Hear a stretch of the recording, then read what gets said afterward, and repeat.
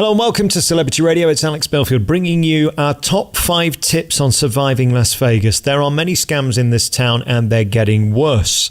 You need to be aware of these before you arrive, and we'd like to bring them to your attention. At number 5 is show tickets. Everybody wants to see a show in Las Vegas. Where do you go? Do you go to Vegas.com? Well, I suggest you try there first.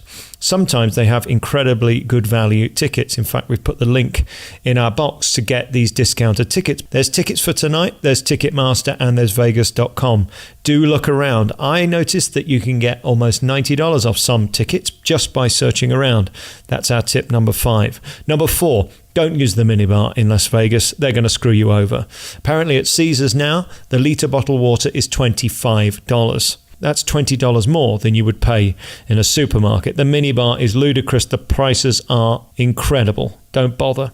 Parking. This is the big thing in Las Vegas that everybody's sick of. Everybody's talking about. MGM and Caesars do not allow you to park for free. It's $12 minimum. It goes to $15 and $20, $25 for the day. Suddenly your $5 burger in the food mall becomes $25 just for parking your car. The first hour is free. Here's what I recommend. Find a car park that is free. For example, if you're going to MGM, you could stay at Tropicana. Go inside and spend some money there. Have fun. Then go across the bridge to MGM or New York, or Excalibur, for example. If you want to go the other end of the strip, Wynn is now free. You'll also find there's a couple of little anomalies, like Mandalay Bay is not free, but Mandalay Bay Shops is free for valet parking.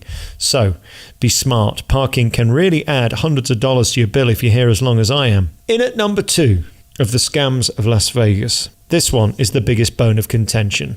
It is the resort fee, a fee that most people are not even aware of. It can be $50, $60, $70 in some cases. You need to be careful. If you're here a week, that adds an awful lot to your final price. They don't tell you about it before because it's added on at the end as a fee, as a tax. It's bullshit, of course. It doesn't exist. It's something they've created to make money.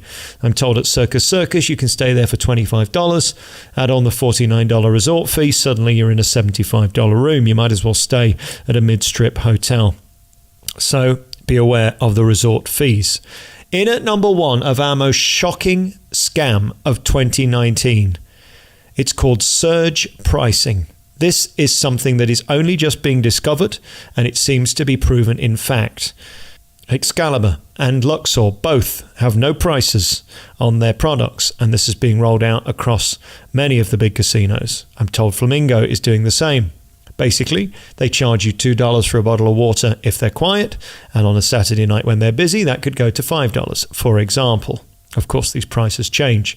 I've never heard of this anywhere in the world. It's another scam of Vegas where they just feel they can rape you and rip you off and leaves you feeling pissed off. So let's go through it. You stay in the hotel, you have to pay $50 extra for a resort fee. You park your car to go to another casino, that's $20. And now they're going to double the fee of whatever you're buying in the gift shop just because they happen to be busy.